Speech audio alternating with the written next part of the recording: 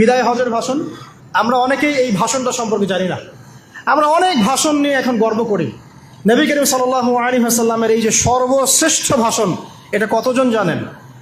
বিদায় হজের ভাষণ কতজন জানেন? বিদায় হজের ভাষণে নবী সাল্লাল্লাহু আলাইহি ওয়াসাল্লাম কি বলেছিলেন উম্মতকে? আমরা একটু আপনাদেরকে শোনাবো, শুনিয়ে ইনশাআল্লাহ লেকচারটা শেষ করব।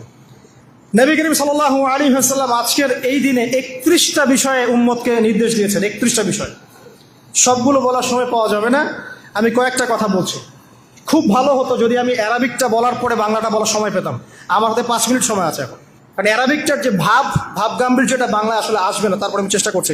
নবী করিম সাল্লাল্লাহু আলাইহি ওয়াসাল্লাম সবার সামনে দাঁড়িয়ে দীর্ঘ 23 বছর অক্লান্ত পরিশ্রম করে দাওয়াতি মিশন কমপ্লিট করার পরে সবাইকে সমবেত করে একটা হজ করলেন।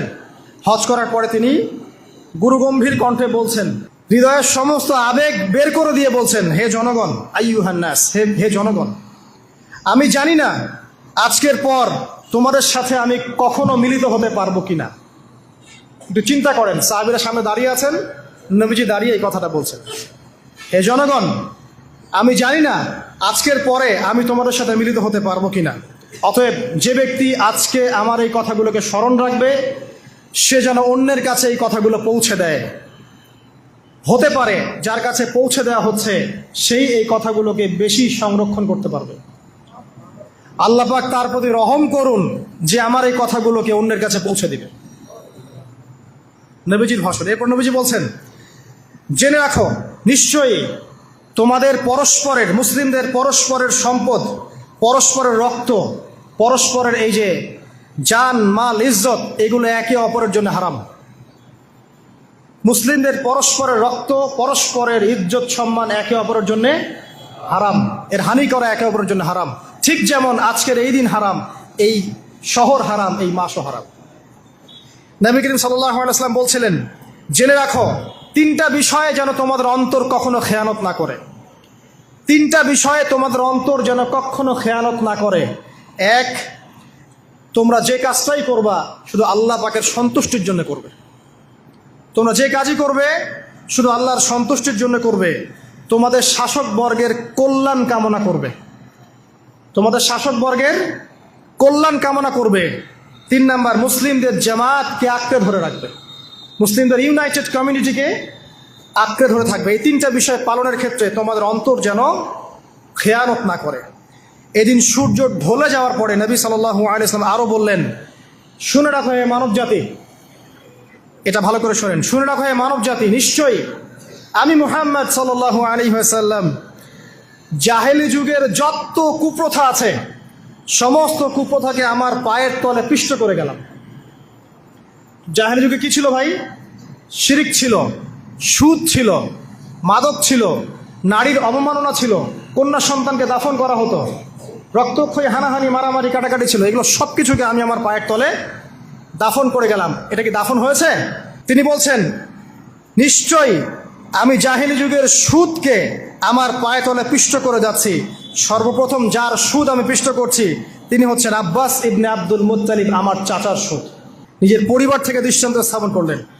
তিনি আরও বললেন, হে উপস্থিত জনগণ, তোমরা মেয়েদের ব্যাপারে সতর্ক থাকবে এবং তোমাদের স্ত্রীদের ব্যাপারে সতর্ক থাকবে, তাদের হকের ব্যাপারে সতর্ক থাকবে, কেননা তোমরা তাদেরকে আল্লাহর কালিমার মাধ্যমে হালাল করে নিয়েছো। অতএব তাদের ব্যাপারে তোমরা সতর্ক থাকবে।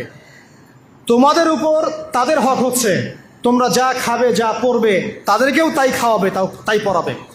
আর তাদের উপর তোমাদের হক হচ্ছে যে তারা তোমাদের বিছানায় এমন কাউকে আসতে দিবে না যাদেরকে তোমরা অপছন্দ করো। নবী করিম সাল্লাল্লাহু আলাইহি ওয়াসাল্লাম আরও বলছেন, এই দিন, আইয়ুহান নাস, হে মানব জাতি, তারাকতু ফিকুম আমরাইন, জেনে রাখো আমি তোমাদের সামনে মাত্র 2টো বস্তু ছেড়ে গেলাম। কয়টা বস্তু? লান তাদিল্লু মা তামাসসাকতুম বিহিমা, তোমরা কোনোদিন পথভ্রষ্ট হবে না যতদিন এই 2টা বস্তুকে আঁকড়ে ধরে থাকবে। কিতাব আল্লাহ, আল্লাহর কিতাব, ওয়া সুন্নতি নবীহি, এবং তার নবীর সুন্নাহ। তিনি আরও বললেন, আল মুসলিম, জেনে রাখো প্রকৃত মুসলিম সে ব্যক্তি, মান সালিমাল মুসলিমুনা মিন লিসানিহি ওয়া ইয়াদিহি, যে ব্যক্তির হাত এবং জবান থেকে অন্য মুসলিম নিরাপদ থাকে সেই ব্যক্তি হচ্ছে প্রকৃত মুসলিম। আল মুহাজির, আর প্রকৃত মুহাজির সে ব্যক্তি, মান হাজারা মা নাহাল্লাহু আনহু, আল্লাহ পাক যা নিষেধ করেছেন সেখান থেকে যে দূরে থাকে সেই ব্যক্তি প্রকৃত মুহাজির, মানে হিজরতকারী। তিনি আরো বললেন, মনে রেখো আমি তোমাদের সবার আগে হাউজে কাউসারে চলে যাব, সুবহানাল্লাহ, এবং সেখানে আমি তোমাদের জন্য অপেক্ষা করতে থাকবো। অতএব শোনেন, অতএব তোমরা আমার চেহারাকে কালিমালিপ্ত করো না, মানে আমার চেহারায় কালিমালিপ্ত করো না, আমার নাম নষ্ট করে দিও না। আমি তোমাদের সংখ্যাধিক্য দেখে আল্লাহর কাছে গর্ব করব, আমাকে তোমরা অপমানিত করো না। আজকে কি আমরা তার দায়িত্ব পালন করে উম্মাহ হতে পেরেছি? নবীজি বলেছেন, তা আমার চেহারাকে কালিমালিপ্ত করো না, সুবহানাল্লাহ। তিনি বলছেন, ওই সময় কিছু মানুষ থেকে আমি মুক্ত হয়ে যাব, আর কিছু মানুষ আমার থেকে মুক্ত হয়ে যাবে। বলা হলো, কারা ইয়া রাসূলুল্লাহ? তিনি বলছেন, আল্লাহ পাককে আমি বলবো, ইন্নাহুম মিন্নি, হে আল্লাহ এরা আমার উম্মাহ, এরা আমার উম্মত, আমার সাহাবী। আল্লাহ পাক বলবেন, ইন্নাকা লা তাদরি মা আহদাসা বা'দাক, তুমি জানো না হে নবী, তোমার মৃত্যুর পর এই মানুষগুলো, পরবর্তী মানুষগুলো তোমার দিনের মধ্যে কত বেদাত সংযোজন করেছিল। তিনি আরো বলেছিলেন, হে জনগণ জেনে রাখো, প্রত্যেক পরিবারের জন্য প্রতি বছর একটা করে পশু জবাই করার বিধান, প্রত্যেক পরিবারের জন্য, সামর্থ্যবান পরিবারের জন্য প্রত্যেক বছর একটা করে পশু জবাই করার বিধান রয়েছে। তিনি আরো বললেন, মনে রাখো একজনের অপরাধের শাস্তি আর একজন কখনো পাবে না, আর বাবার দোষে ছেলে কখনো দুষ্ট হবে না, ছেলের দোষে বাবাও কখনো অপরাধী হবে না।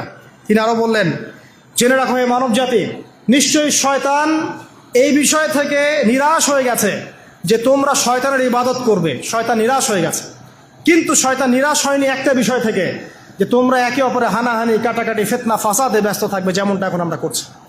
আমরা কিন্তু সরাসরি কখনো শয়তানের ইবাদত করছি না, করছি, কিন্তু মুসলিমরা এখন পরস্পরে হানাহানি, কাটাকাটি, ফাসাদে লিপ্ত আছে। তিনি আরো বললেন,